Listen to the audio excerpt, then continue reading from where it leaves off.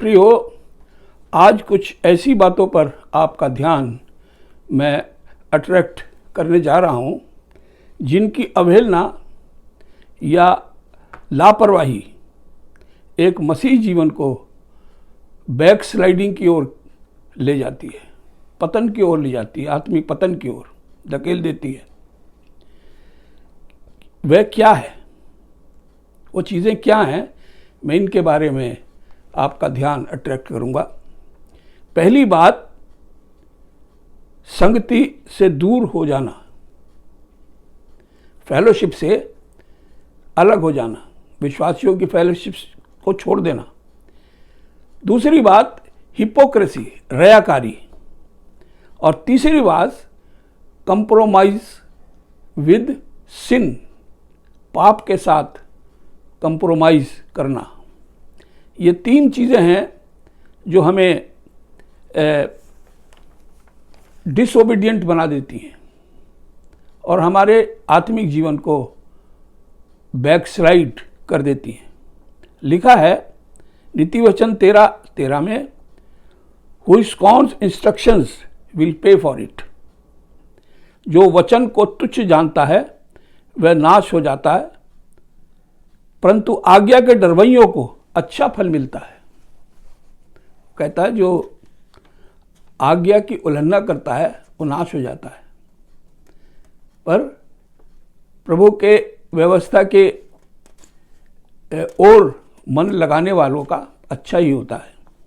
फिर भजन संहिता 1 में कहा गया है, क्या ही धन्य है वो व्यक्ति जो दुष्टों की युक्ति पर नहीं चलता और ना पापियों के मार्ग में खड़ा होता है और ना ठट्टा करने वालों की मजलिस में बैठता है, परंतु वह तो यहोवा की व्यवस्था से प्रसन्न रहता है।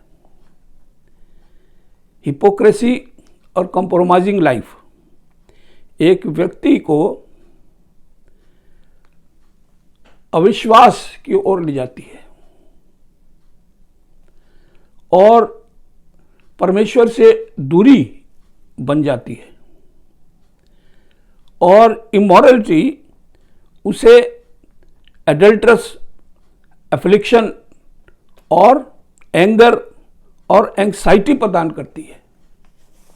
ये सब चीज़ें उसको आ जाती हैं जब वो इमोरलिटी की तरफ चला जाता है। हर बीमारी का एक कारण होता है और डॉक्टर कारण जानकर इलाज करता है। इसी प्रकार हर समाज में इन बातों के कुछ कारण हैं। हर एक समाज में वचन में बच्चों को बिब्लिकल शिक्षा से वंचित रखना पहला कारण, पेरेंट्स की गवाही बच्चों के सम्मुख सही ना होना दूसरा कारण, परिवार में इमोरल प्रैक्टिसेस होना, यानी गाली गुफ्तार, चीख पुकार, माँ बाप के झगड़े। सबसे बड़ा और मुख्य कारण है असमान जुए में जुतना। इसे आप क्या समझते हैं? अविश्वासी लोगों के साथ विवाह संबंध बनाना। जब कोई ऐसा मैरिज संबंध बना लेता है तो लिखा है शादी विवाह के अवसरों पर लड़का लड़की फिजिकल ब्यूटी पर अधिक ध्यान देते हैं और आत्मिक ब्यूटी को भूल जाते हैं। मैं ये नहीं कहता अपनी पसंद से विवाह ना करें, मैं ये नहीं कहता कि आप खूबसूरत लाइफ पार्टनर ना ढूंढें, लेकिन मुख्य बात यह है कि मसीही व्यक्ति को आत्मिक बिलीवर पार्टनर ढूंढना चाहिए ताकि आगे जो जीवन है उसका वो पैरेलल चल सके प्रभु के साथ। लिखा है Christ came to save us from lust and evil desire. शरीर के पीछे ना जाएं, आत्मा के पीछे चलें। सेकेंडली, कुछ परसेंट मसीही ऐसे हैं जो लिविंग रिलेशन में विश्वास रखते हैं। आरंभ में सब ठीक दिखाई देता है, बाद में रिजल्ट भयानक होते हैं, बहुत बुरे होते हैं। परिवार टूट जाते हैं। अगर आप स्वर्ग जाने की अभिलाषा रखते हैं, हमें हर एक ऐसी अनगॉडली पैशन से अलग रहना होगा। प्रियो, हर एक ऐसे पैशन से, हर एक ऐसे लस्ट से जो हमें परमेश्वर से दूर ले जाता है, उससे बचना है। अनगॉडली पैशन से हमको दूर रहना। तीमुथियुस 2 बाब उसकी 11-12 आयत में लिखा है, परमेश्वर का अनुग्रह सब मनुष्यों पर प्रकट हुआ है और हमें चिताता है कि हम अभक्ति, संसारिक अभिलाषाओं से मन फेर कर इस युग में संयम और धर्म और भक्ति से जीवन बिताएं। फिर रोमियो की कलीसिया को पौल लिखता है, जैसा कि दिन को सोता है वैसे ही हम सीधी चाल चलें, ना कि लीला क्रीड़ा और पियक्कड़पन, न व्यभिचार, लुचपन में और ना झगड़े और डाह में जीवन बिताएं, वरन मसीह को पहन लो, शरीर की अभिलाषाओं को पूरी करने का उपाय ना करो। Say no to ungodly passion. Marriage institution designated by God, यह बंधन परमेश्वर की ओर से ठहराया गया है। यह इंस्टीट्यूशन परमेश्वर की ओर से ठहराई गई है, तो इसमें परमेश्वर को ही भाग लेने दो। हम अपनी मर्जी इसमें क्यों चलाएं? उत्पत्ति 2 बाब उसके 18 से 25 आयत में यही बात लिखी है, आदमी के लिए अच्छा नहीं कि वह अकेला रहे। प्रभु नहीं चाहता कि वो अकेला रहे, मैं उसके लिए एक ऐसा सहायक बनाऊंगा जो उसमें मेल खाए। क्या कहता है प्रभु? मैं बनाऊंगा। प्रियो, पार्टनर प्रभु देता है, हम प्रभु की इच्छा के मुताबिक पार्टनर लें। पत्नी परमेश्वर का एक गिफ्ट है जो मनुष्यों को दी गई है। वो कोई दासी नहीं है। अपनी कमजोर पात्र है, उसकी जिम्मेदारी पति पर है। उससे कोमलता का, प्यार का बर्ताव करें। पत्नी को पुरुष परमेश्वर की आशीष समझे, दासी नहीं। पहला पत्रस 3:7 में कहता, पति अपनी अपनी पत्नियों के साथ आदर का और समानता का व्यवहार करें और ये समझें हम दोनों जीवन के वरदान के वारिस हैं, जिससे तुम्हारी प्रार्थनाएं ना रुक जाएं।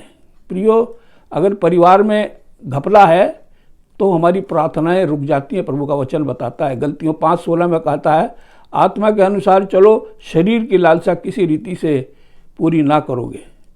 फिर गलतियों में कहता है, husband wife must not fight, झगड़ा ना करें। अगर झगड़ा हो जाए तो तुरंत हम मेल कर लें, क्योंकि प्रभु ऐसे एटीट्यूड हमारा नहीं चाहता।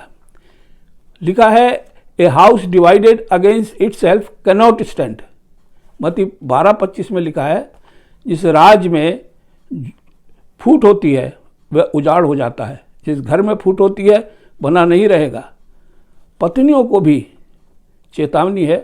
वचन में इफिसियों 5 में 22 से 24 में लिखा है, एक स्त्री को अपने पति का अधीन रहना चाहिए, as church submitted to Christ, जैसे चर्च जो परमेश्वर के अधीन है, प्रभु यीशु के अधीन है। Secondly, wife should not exercise authority.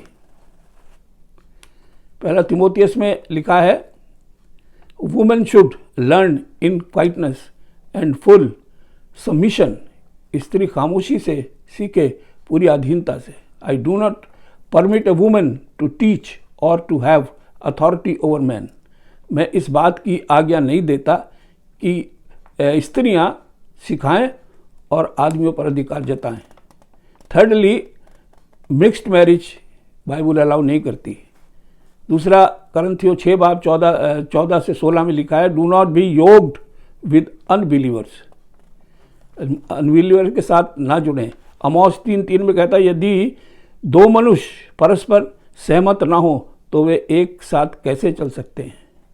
Shell two walk together except they be not agreed. Be a godly example for others, be a good example for the flock. प्रियो, जो बातें मैंने आप से कही हैं ये अपनी ओर से नहीं, परमेश्वर के वचन के आधार पर किए। इब्रानियों 12:11 में लिखा है, वर्तमान में हर प्रकार की ताड़ना आनंद की नहीं पर शोक की बात दिखाई पड़ती है, तो भी सहने वालों के धर्म का प्रतिफल मिलेगा। परमेश्वर हमसे डिसिप्लिन चाहता है। जो दुखदाई लगता है वह हमेशा से ऐसा चाहता आया ताकि हमारे जीवन अच्छे फलों से लदे रहें। फॉर एग्जाम्पल, जब घोड़ा सवारी में जोता जाता है तो उसके आँखों पर फ्लैप लगाए जाते हैं और मुंह में लगाम लगाई जाती है। इसलिए ये किया जाता है कि उसे केवल सड़क दिखाई दे, इधर उधर का ना दिखाई दे। लगाम से के सारे बदन को कंट्रोल करती है। प्रभु की सीख हमारे फ्लैप का काम करती है ताकि हम अनर्थ संसार के दर्शनों से बचे रहें, और परमेश्वर का डिसिप्लिन लगाम है जो हमारे चाल को कंट्रोल रखता है। प्रियो, परमेश्वर नहीं चाहता कि हम वाइल्ड जीवन बिताएं जैसे दुनियादार लोग बिताते हैं। प्रियो, आज यहीं तक हम बात करेंगे। प्रभु अपने वचन पर आशीष दे।